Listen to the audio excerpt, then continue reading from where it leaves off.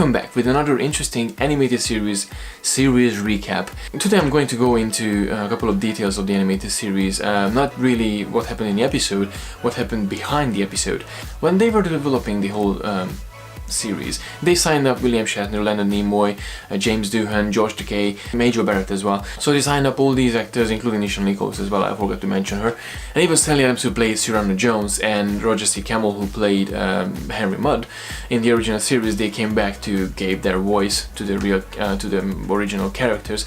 But there were lots of different guest stars in the episode. So talking about Bam, Robert April, T'Char, and we even had Kulka Khan, Romulan commanders and Gazindi. All of these characters being voiced by James Doohan. He was a really big talent in the animated series. He did lots of different voices, and I was actually trying to figure out who was the voice of in that character in that episode. He was even RX as well. He was just so brilliant. He did a really good job with voicing and giving his voice, giving his different voices to the different characters. Even the same with Major Barrett. She wasn't just the voice of the computer and Nurse Chapel, she was even the voice of many other characters as well. The special thing with Major Barrett, I remember seeing her in the Next Generation, and when she was actually asking the computer itself, she was talking to herself and she was getting the reply from herself, so it was kind of an interesting feeling, you talking to yourself and you talking back. So it's always fun to see Alexander Troy interacting with the computer of the Enterprise D. It's like you're talking with yourself. And one surprising fact, Nichelle Nichols as well, she gave a couple of voices to a couple of different characters, not just Lieutenant Uhura. Especially with James Doohan, I wasn't really able to tell the difference between his voice and his character's voice. He just done a really good job. He was absolutely a delight to listen to. Behind the scenes fact also, so there was a couple of issues with the animated series back then. As it turned out, Sutherland, executive producer for the animated series, was colorblind. So in some point we can see the Klingons in pink, or the Tribbles in pink. Well, that wasn't the case. The Tribbles were pink. The ships in some cases were pink, and even the Kazindi uniforms were pink. So officially, because Sutherland was colorblind, all of these colors came up as grey. So officially, this was a coloring issue.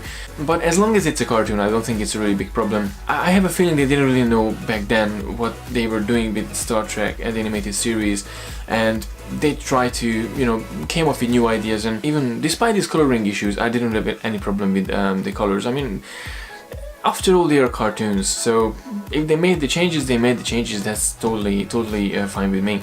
Sometimes characters appeared in different costumes. That was one case when Dr. McCoy appeared in gold instead of blue in a transporter scene. And not to mention about Nurse Chapel in the Lorelei Signal, she appeared in red instead of blue. But these sort of issues that that they could be actually Easter eggs or bloopers. It was just interesting to see. I wasn't really like, oh gosh, they got it wrong.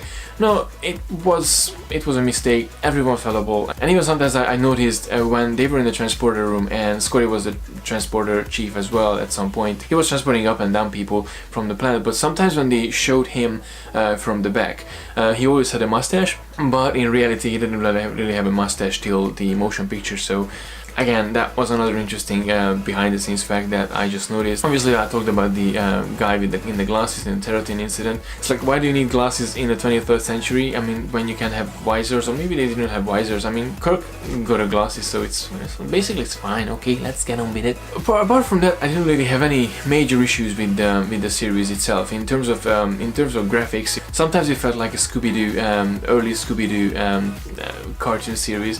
I really loved it. It was charming. Even if it's Star Trek, you have to remember you're watching a cartoon series, so it has its flaws. Obviously, it won't be perfect. Even the episodes sometimes are not perfect. So no, I'm absolutely not judging these mistakes and not judging the series based on these mistakes, because they can be there. That's not a big issue. They are interesting facts and interesting things to see. Even there was a scene when Dr. McCoy was talking from the sick bay, but actually he was up there in the bridge, so Obviously they've reused a couple of scenes. So that was it for today, guys. Thank you very much for watching. Please let me know in the comment section below what was your favorite memorable behind the scenes fact from the animated series. I would love to hear what did you find actually interesting and fascinating enough, and obviously let me know if I missed something. Don't forget to like and share the video, and don't forget to subscribe to receive all the geekiness twice a week. There's only one episode left, but I'm going to address my final thoughts on the animated series and a couple of other issues that I just encountered recently. So yeah, see you in the next video tomorrow, and until then, live long and prosper.